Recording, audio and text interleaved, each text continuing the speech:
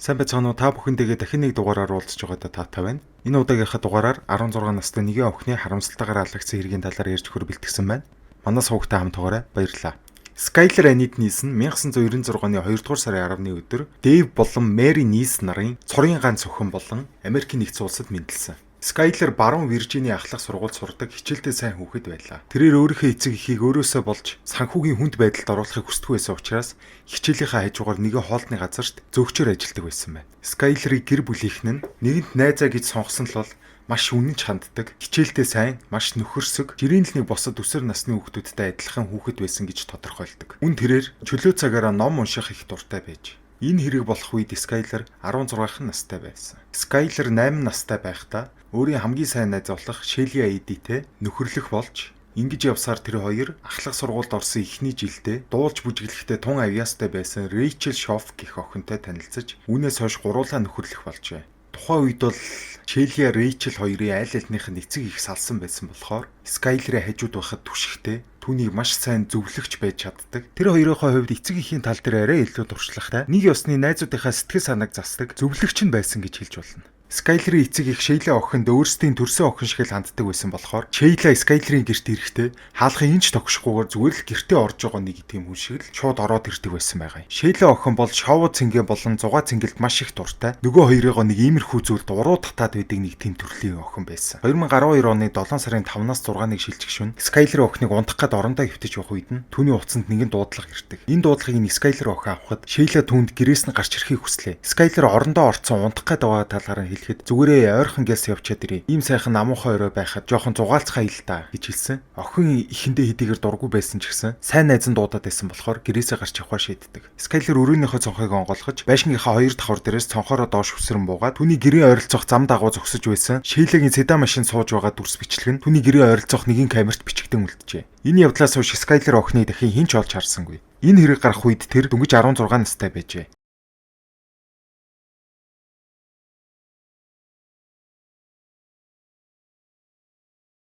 Маргааш өглөө нь охины аав Дэвс ирээд охиноо өрөөндөө байхгүй байсныг нь анзаардаг. Тэр үедээ аав нь нэг санаа зовоогүй. За найзындаа хонсон юм байлгүй дээ гэж бодоод орой хүртэл хүлээхээр шийдлээ. Гэтэл удалгүй Skyler-ыг ажилдаа очоогүй талаар нь даргаас нь дуудлага ирэхэд Skyler урд өмнө хизээч юм хариуцлагагүй үйлдэл гаргаж байгаагүй учраас аав ээж нь тэр үед жинхнээсээ охиндоо санаа зовж цагдаад охиныгоо сургаггүй алга болсон гэж мэдэгджээ.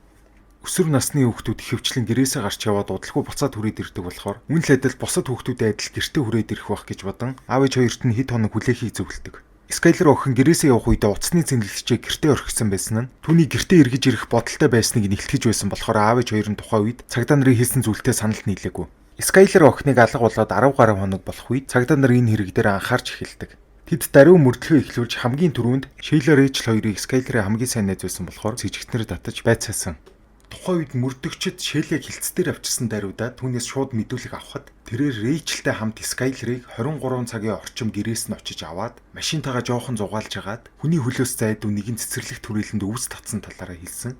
Үүний дараачаар тэд Skyler-ыг 12 цаг болохоос өмнө гэрийнх нь ойролцоох замын төгсгөлд болгосон бөгөөд түүний гэрийнхээ арын хаалгаар сэмхэн гэртээ орохыг нь харсан гэж мэдүүлдэг. Энэ үед бол цагдаа нар хэдийн Skyler-ийн гэрийн ойролцоох нэгэн камерыг шүүж үзээд Skyler-ийг хэдэн цагт гараад явсан. Тэгээ түүнээс хойш тэр камерт нь Skyler-ийг дахиж бичигдээгүй байсан талаар нь бол харцсан байсан. Тухайн камерын бичлэгийг үзэхэд бол Sheila-гийн цагдаа нарт мэдүүлэг өгсөн хугацаанаас хожуу буюу 2012 оны 7 дугаар сарын 6-ны өдрийн 12 цаг 30 минутанд Skyler-ийг гэрээс нь авч явсан машин тухайн камерт харагдаж байсан боловч камерны дүрс хэтэрхий бүдэг авч явсан машиныхын дугаарыг нь харах боломжгүй байсан учраас энэ бичлэгийг Sheila-г Skyler-ыг авч явсан гэж нотлох баримт болж чадахгүй гэж дүнсний үндсэн дээр түүнийг судлахаас өөр аргагүй болсон. Тухайн үед бол хэргийг мөрдөж байсан мөрдөгч Sheila-г сэжиглэж байсан ч түүнийг энэ хэрэгтэй холбоотой гих нотлохоо байхгүй байсан болохоор сулжээ. За 7 сарын 7-ны өдөр Skyler-ийн шансан эцэг их нь сургуу алга болсон охиноо хайх зорилгоор эрэл хайгуулын ажиллагаа явуулж эхэлнэ. Энэ ажиллагаанд нь бол Sheila ээжийнхээ хамтаар ойр орчмынхаа айлуудад нэрээ хайх хуудас тараах, Facebook, Twitter-т пост хийж найзаагаа хайж байгаа талаар олон нийтэд мэдэгдэх гэх мэтээр өөрийн зүгээс бол хамгийн чадах бүх нэрэл тэдэнд тусалж ийсэн гэж хэлж болно. Энэ хооронд Рэйчел юу хийж исэн бэ гэхээр эцэг их нь Рэйчлийг 14 хоногийн хугацаатаагаар католик шашны сургуульд явуулсан байсан. Болохоор Скайлерыг ирэн хайх ажиллагаанд өөрийн биеэр оролцож чадаагүй байдаг. За ингээд ирэн хайх ажиллагаа бол тухайн үед маш хэрчийг авч ирсэн. Маш их цагдаагийн бие бүрэлдэхүүн, дээрээс нь ойр хавийн оршин суугчид бол охиныг ирэн хайх ажиллагаанд бол тусалж исэн. Хэргийг мөрдөж исэн мөрдөгчд хүртэл зүгээр байгаагүй. Ойр хавийнх нь айлуудтай уулзаад хэрэг болохоос өмнө Скайлертай хамт байсан хүмүүсээс мэдүүлэг авах гэх мэт ажиллагааг бол тогтмол явуулж ирсэн байна. За ингээд Скайлер охин алга болгоод маш олон хоног өнгөрлөө. Тухайн үед цагдаа нар мөрдлөхөө доктортой үргэлжлүүлж байсан ч охиныг олох нь байтугай. За бүр муугар бодоход цогцыг нь ч хаана байгааг нь илрүүлж чадахгүй. Мөрдлөх цаашаа үргэлжилсээр л байсан. Яг энэ мөрдлөх мухардах мөчид Скайлер алга болсон оройно хоёр найзтайгаа нэг үдэшлэгт очиод тэндээ хар тамхи хэтрүүлж хэрэгсэний улмаас нас барахад үдэшлэгт оролцож байсан хүмүүс нь сандарсандаа Скайлерийн цогцыг нь устгасан талаар нэг нэрээ нууцлсан хүнээс мэдээлэл ирдэг. За энэ мэдээлэл нь бол цагдаагийн мөрдлөхийг бүр л яривхтэй төвхтэй болгосон. Энэ үеэс бол цагдаа нар Скайлерыг амьд байгаа хэсэгт болж инхнээсээ эргэлзэж эхэлж байгаа. Нөгөө нэрээ нууцлсан нэг хүний мэдүүлэхийн дагуу тухайн үед хэргийг мөрдөж байсан Джессика Коулман гэх эмэгтэй мөрдөгч гэрээ үдэшлэгт байсан гэх хүмүүсийг бүгдийг нь дуудаж нэг дэгээр нь байцаалт авч эхэлсэн. Байцаалт өгсөн бүх хүмүүсээс нэг с ิจ гтэй зүйл илэрүүлсэн нь бүх хүмүүсийнх нь мэдүүлэг өмнө хоорондоо ингээд яригээд тохиролцсон байсан юм шиг таарч байсан ба хамгийн хачирхалтай нь найзаагаа гэрийнх нь гадаа буулгаад гэрлүүгөө орж явахыг нь харсан гэж хэлсэн нөгөө хоёр нь сайн найз нь өмнөх мэдүүлгээ Скайлер хоум партид байх үедээ хар тамхи хэтрүүлээ хэрглэж тэндээ нас барсан гэж өөрчилсөн. Тухайн үед хэргийг хариуцж байсан мөрдөгчийн хоёр охиныг энэ хэрэгт буруутай гэж үзэх хүндэслэлийг нь улам нэмэгдүүлсэн гэж хэлж болно. Тухайн үед Коулбанк мөрдөгчийн энэхүү мэдрэмж нь таамаг төдий зүйлэл байсан ба хоёр охиныг Скайлерийн хэрэгт буруутгаж яллахын тулд илүү баттай нотлохоо хэрэгтэй байсан болохоор нотлох баримт хангалтгүй гэж үзэж тэднийг суллана. Цагдаа нар 7 дугаар сарын 7-ны шөнө Скайлерийн гэрээ ойролцоох аж ахуйн нэгжүүдийн хяналтын камерын бичлэгийг үзэхэд Скайлерыг авч явсан машиныг баруун Виржиниа мужийн Моргантаун хотоос баруун зүгт байрлах нэгэн жижиг дэлгүүрээ ойролцоо явж байгааг нь олж харна.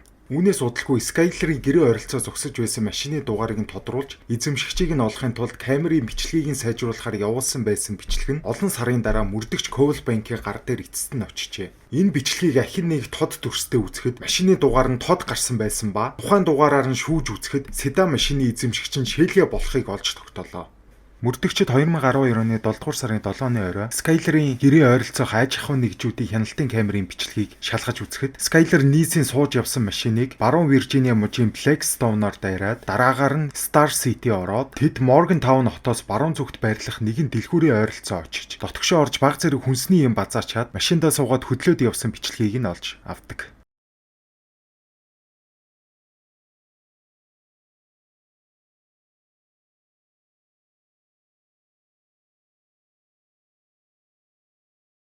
Шелли Рэйчел хоёр Скайлерыг машиндаа суулгаад зүүн зүгийг чиглэж явсан гэж хэлсэн ч энэ камерын бичлэгээр охтын мэдүүлгийг худлаа болохыг нь олж тогтоодог. Энэ камерын бичлэгүүд бүгдээрээ Рэйчел Шелли хоёрыг Скайлерийн хэрэгт буруутай гэж зааж байсан ч энэ нь тэднийг яллахад бол хангалттай нотлох баримт болж чадахгүй байсан. Үүнээс 5 сарын дараа буюу 12 оны 12 дугаар сарын 28-ны өдөр 911-т нэгэн дуудлага ирдэг. Цагдаа нар уцыг авахд нэгэн эмэгтэй 16 настай охинтойгоо хэрэлдээд байгаа талаараа хэлж тэдний энэ хэрүүл нь улам даймжраад охин нь эцэг эхийгээ зохиж хөршүүдийнх нь гэрийн гадуур орилж хашгираад гүгээд байгаа талаараа мэдүүлдэг. Энэ дуудлага хийсэн хүн нь Рэйчлийн ээж болох Патриса Шоф байсан. Рэйчлийн ээжийг 911-ийн диспетчертэй ярьж явах үед цаана нь Рэйчлийн энэ бүхэн дуустлаа гэж орилж хашгирж байгаа нь сонсогдож исэн байгаа. Дараагаар нь ээж нь 911-ийнх нь луу та нар хурдан ирээрээ энд нөхцөл байдал хүнд байна шүү гэж хэлсэн байдаг. Цагдаа нарыг ирэх үед Рэйчел Шоф Шейла бит хоёрыг Скайлерыг хутгалсан гэж хэлэхэд үүнийг нь сонссон 911-ийн ажилтнууд тэр даруй Рэйчелийг баривчилсан. Хилцээр түүнийг авчирсан даруйдаа цагдаа нар түүнээс байцаалт авахад Рэйчел Шейла хоёр Скайлерыг алхахаас сарын өмнөөс төлөвлөсөн байсныг нь олж мэднэ. Тэд нэг өдөр шинжлэх ухааны танхимд хоёулахнаа суужгаад Скайлерыг алах төлөвлөгөөгөө боловсруулсан байж. Мөн тэр хоёр Рэйчелийг цуслан руу явахаас өмнө энэ аллахаа үлдэхээр төлөвлөсөн байсан. Рэйчел гэрээсээ хурц Шейли ээжийнхээ галтгооны өрөөнөөс 2 хутаг аваад гарсан байсан. Тэд бас Скайлерыг хөнөөснийхаа дараа цогцыг нэг тийш болох ёстой байсан учраас цэвэрлэгээний хэрэгслүүд болон солих хувцас хүртэл авч явсан байсан тогтоогддог. Өмнө тэр гурав хамтаа өвс татахын тулд Пенсильвани мужтай ойрхон байрлах Брэв гэж хот руу явж исэн болохоор Скайлер урдын л адил өвс татаж хоёр найзтайгаа хөгжилтгөр явж ил гэж бодож исэн. Рэйчел Шейли хоёр ч гэсэн үнэхээр л өвс татах ганс мөн Скайлерыг хөнөөх хутгаач гэсэн авчирхаа мартсангүй. Гадаа хэдийгээр маш халуун байсан ч гэсэн Ричл Шейлэ хоёр авчирсан хутгаа нуухын тулд хоёулаа хар юудэнтэй цамц өмсцгөөсөн байв. Хоёр найздаа маш их итгэж байсан болохоор ийм халуун орой хоёр найз нь яагаад хоёулаа юудэнтэй цамц өмссөн байсан талаар тухайн үед бол Скайлер охин юу ч гадарлаагүй байна.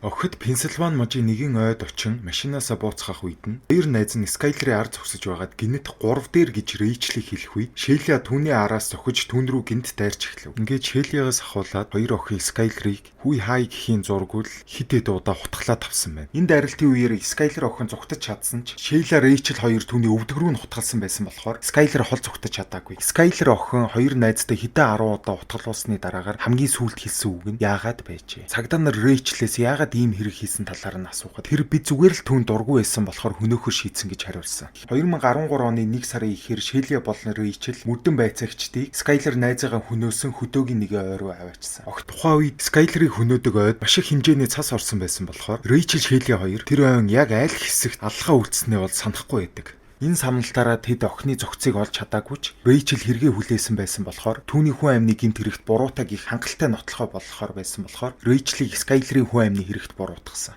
Энэ явдлаас 7 хоногийн дараа өмнө самналт хийсэн газрын тундарсан их цас нь жоохон багассан байсан болохоор цагдаа нар дахиж очиж самнах үедээ 16 настай Скайлер охины зохицыг олжээ. 2013 оны 3 дугаар сарын 13-ны өдөр охины зохицыг шүүх эмнэлгийн шинжилгээнд явуулахад шинжилгээгээр 16 настай Скайлер охины зохицос мөн болохыг тогтоожээ. 2013 оны 4-р сард цагдаагийн байгууллага Шейла охины седан машиныг хурааж авч шалгахад охины машины тээшнээс хэдэн тусал цус олдог. Цагдаа нар энэ олсон цусныхаа дээжийг Скайлерийн ДНХ-тэй тааруулж үзэхэд 2013 оны 5-р сарын 1-нд Cracker Barrel рестораны авто зогсоолоос ээжийнхээ машин дотор сууж явсан Шейла Рэйчлийг цагдаа нар баривчилсан. Прокуророос түүний 1-р зэргийн хүн амны хэрэгээр буруутгасан ч тэр ихэндээ гин буруугаа хүлээхгүй байсан. Ингэж явсаар 2014 оны 1-р сард Шейла гин буруугаа хүлээж шүүхээс түүнд 15 жилийн дараа тэнсэн судлагдах боломжтой бүх насаар нь хорих ял оноосон.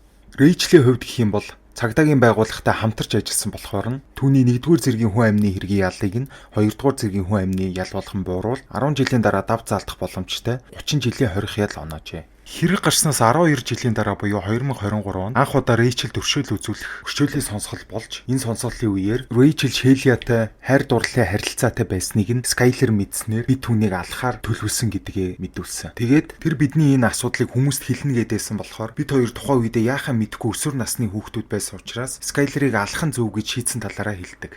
Энэ сонсголын үеэр Скайлер охины аав ээж нь ирсэн байсан. Тэр аав ээжийг нь харсан даруйдаа Скайлерийн гэр бүлээс нь уучлалтгүйсэн. Тэр уучлалтгүйх үедээ би мэдэж байна. Би хийсэн зүйлдээ болон учруулсан өвдөлтөө харамсаж байгаагаа үгээрээ ч илэрхийлж чадахгүй байна. Би түүнд хайртай байсан. Бидний хийсэн зүйл аимшигтай байсныг би мэдэж байгаа ч бидний та бүхэнд учруулсан тэр их сэтгэл зүйн шаналлыг зөөлөх ямар ч үг надад алга. Надад хийж чадах зүйл байхгүй гэдгийг мэднэ. Би Скайлерыг үргэлж амар амгалан байгаасаа гэж түүний төлөө залбирдаг. Та нар намайг хийсэн зүйлдээ ямар их харамсаж байгааг мэдээсэй гэж би хүсэж байна гэж хэлжээ. Гэсэн ч Рэйчлийн саяны гуйсан уучлалт нь Скайлерийн аавын сэтгэлд огтхон хүрээгүй. Тэр энэ үгнийх нь хариуд та хоёр хорон санаад мангасаас болж миний хүүхэд төгсөлтийн баяртаа лимузин авч явахынхаа оронд шүүх хэмнэлийн машин цуулаа. Мөн миний охинд зориулсан ямар ч гялалцсан даашинц байгаагүй. Зүгээр л хар уут байсан. Скайлерт хизээч төгсөлтийн гэрчлэгээ байхгүй. Зөвхөн нас барсны гэрчлэгээ л байх болно гэж хэлдэг. Нарцист 1-р зэргийн хүүтэн цус далуурчин миний цорын ганц инхрээ охиныг хэрцгийгээр хөнөөсөн явдалдаа уучлалт гуйж байгаа нь надад огтхон ч таалагдахгүй байна гэж тэр хэлсэн. Рэйчлийн өршөөл үзүүлэх хүсэлтийг нь энэ үед хүлээж аваагүй байна. За тэгээд энэхүү маш аимшигтай гэмт хэрэг бол Америк даяар маш тийм их зочроосон үйл явдал болсон. Энэ гэмт хэрэгээс болж Скайлерийн хууль гэж нэрлэгдсэн хууль хүртэл батлагдчихсан юм байна. Мөн охин гэрээсээ нууцаар гараад явж байгаад ийм хэрэг тохиолдсон болохоор Скайлер охины хэрэг Амбер тохиоллын системд шинэ өөрчлөлт оруулж чадсан. Энэ өөрчлөлт нь юу байсан бэ гэхээр эцэг их нь охиныгоо алга болсныг нь мэдхээс ч өмнө охиных нь амин хөрсөн байсан учраас гэрээсээ гараад явсан хүүхдүүдийн талаар цаг тухайд нь мэдэгдэх замаар хэд хэд үүний амийг орох боломжтой шинэ систем бий болсон. За тэгээд энэ удаагийнхаа дугаараар маш харамсалтай нэгэн аимшигтай хэргийн талаар та бүхэнтэй ярьж өглөө. Хөөрхий охин хоёр найздаа маш их итгэснийхаа хариуд өөрийнхөө амиараа л хохироод үлдлээ. Та бүхэн энэ хэргийн талаарх сэтгэлдээ комент хэсэгт үлдээгээрэй. Subscribe болон лайка дарахаа битгий мартаарай. Дараагийн дугаараар уулзтлаа. Түр баяртай.